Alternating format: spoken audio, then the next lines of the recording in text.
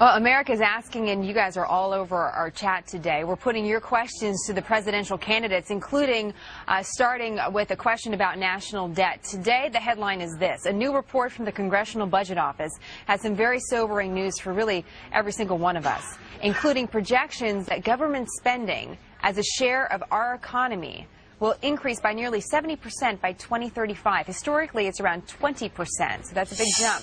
Republican Congressman and presidential candidate Ron Paul is joining us to take some of your questions. Congressman, let's start off with the headline, though, and get your thoughts on this. If you were elected president, what is the #1 thing you would do to help fix the economy? Well, the #1 thing that I can do without going through the congressional process is the president. A president has the authority over foreign policy more than anything else.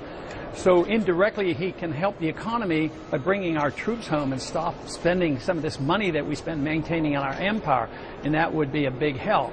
But if you are talking directly with the economy, you have to address monetary policy and tax policy and spending policy. We have to change the attitude of the people on what they believe the government should be doing. We cannot run the programs that we have today believing that the government can take care of us from cradle to grave, the welfare state, nor can we endorse the principle of the warfare state where we have endless wars. Until we look at those major problems, you can't really improve the economy. All right, so I'll take the welfare state and then the war state, and we have good questions on both. Let's start with the welfare state. Keith Baldwin had this question on our chat. He said, Dr. Paul, you come off to many as radical and therefore can get marginalized. How do you plan to address Social Security and Medicare without scaring off voters? Well, in a very practical way, I've never voted to spend 1 penny out of Medicare or Medicaid because I don't vote for the appropriation bills. So if we are going to pretend and try to make these programs solvent, you cannot spend any of that money in the general revenue. And I also have bills that would make it, illegal to do that.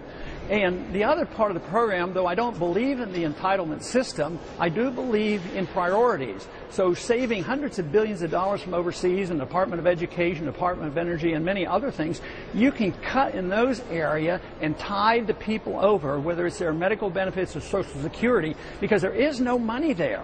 And I believe there is a transition, but unfortunately, you can't get a consensus because some who care about fiscal conservatism don't believe that should apply to the militarism around the world.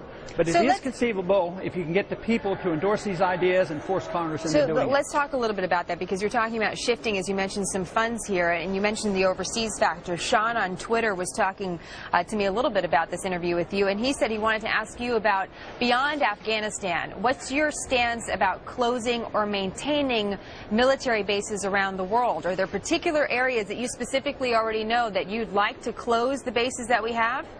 Yeah, all of them. All of them? Home. Oh, yeah. Why are we in Korea? We've been there since I've been in high school. Why are we in Japan? We've been there since World War II. Why are we in Germany subsidizing their welfare state by paying for their defense by staying in Germany? And why are we in 5 wars in the Middle East? We'd be much better off. We're less safe because of this. We're going broke, and it undermines our national security. So why stay any of those places? There's no economic or military advantage for us to be so involved trying to make other people live the way we do. And some would say, Congressman, though, that there's a difference in being defensive or being offensive when it comes to protecting our country. Some believe that we can be more defensive, and when there's a threat, we can defend against it. Others believe that we should be offensive, which is part of the reason why there are some military bases overseas, so that we're leading in those areas. Why do you believe that that's not the way to go? Because that's the way dictators work. To say it casually that we should consider being offensive, that's what dictators do. This whole idea that was encapsulated with the last administration that we endorse preventive war, preemptive war, we go to war to prevent somebody from attacking us, that is endless war and for casual reasons without declaration. I think that is so dangerous. We should have a defense. We should defend our country. But when you talk about bases because we might need an offensive war, I consider that absolutely un-American. On the issue of past administration and the current administration, we have a comment coming from GC, and he would like to know if you could debate the president on any topic, what would it be and why?